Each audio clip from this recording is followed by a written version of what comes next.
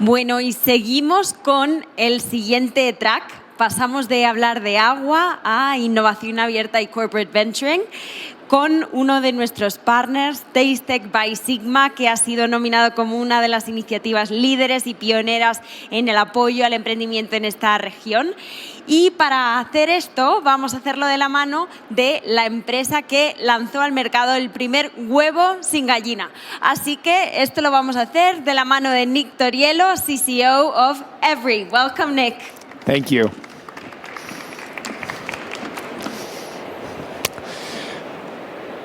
So let me start by apologizing for being in English. My wife is Mexican and my son can speak, but I would not be able to do this whole presentation in Spanish. So they asked me to give a talk about partnering, and I wanted to take it from the perspective of a startup. How can you be successful? And I wanted to tell you a little bit about what I've done for the last couple of years. So I've been focused on biotech for the last 15 years. I founded my first company called Allopartis Biotechnology and sold it to Novozymes. Very recently, I worked for a company called Bolt Threads, making a replacement for leather made out of mushrooms or mycelium. Launched the first ever handbag with Stella McCartney and the first ever shoe with Adidas. And now I work for Every. We are making egg proteins, and we've been partnering with some of the leading brands. And I'll tell you about how we've done that and how that playbook can be applied to any company here. So what do you want as a startup? You want it to work in application. You want to have a universal drop-in solution. You want a high selling price. You want to solve multiple problems. You want demand guarantees, and you have to find a way to get to scale. That's what we want. Who are we partnering with? What do they want? They also want it to work in application. They want few processing changes. They want cost savings. They want it to solve one problem. They want exclusivity and scale. The reason I bring this up is you need to focus on where there's commonality, not where there's difference. And where there's commonality, number one, is on product. And that's where I'm going to start. Because every time I've been successful at partnering, it starts with product and scale. Everything in between is a negotiation. And that is what every company on the other side will want to put first, because that's how they'll be able to drive the terms in their favor and away from yourself. But as a startup, where you can really win is on the product. So what does that mean? There's essentially a couple of solutions. I think of it as 4 requirements. The first requirement is you must solve a problem. And for us, there is a global demand for protein. What you're seeing here is protein going up as a function of how much people want per capita. We have a real problem here. It's only increasing, and the math doesn't work. We need more and more animals, more and more arable land. It is a problem that is unsustainable. So where does Every come in? What we do is we look at those same proteins and we make them via fermentation. The same protein, but a better process. And the way we do that is fermentation. We take the protein, we put it into a fermentation the same way that we make beer. We give it sugar, some yeast, we grow it, and then we purify it. And it's identical. It's the exact same protein that you find in an egg. And why are eggs important? So the second requirement is it has to work in the application. And as a startup, your job is to find your killer application. So eggs can be used in a whole host of applications. They foam, they gel, they emulsify, they bind. You can try to do all of them, but you will fail. You have to find the one where you are unique. And what I'm going to show on the right hand, this is an egg that is not from a chicken. This is an egg that we have made at Every.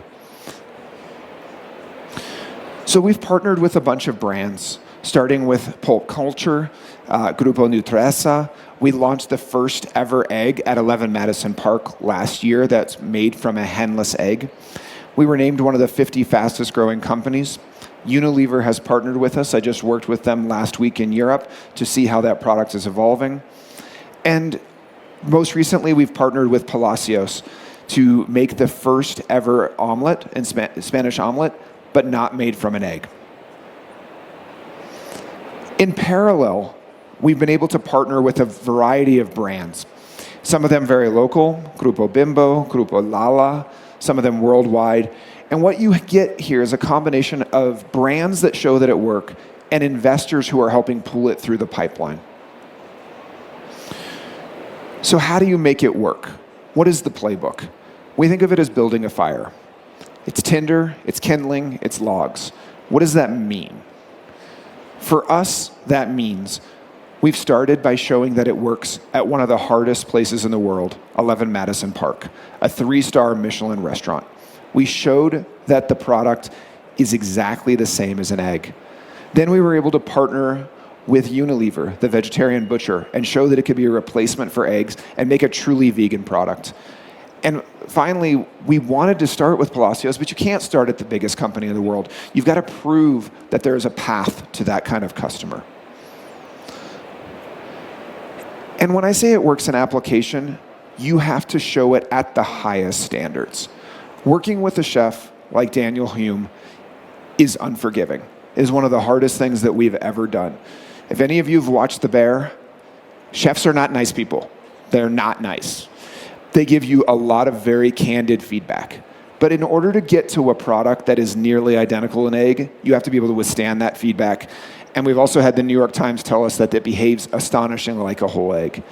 When you can achieve that level, then you can hit the brands and actually achieve a product that works for them too.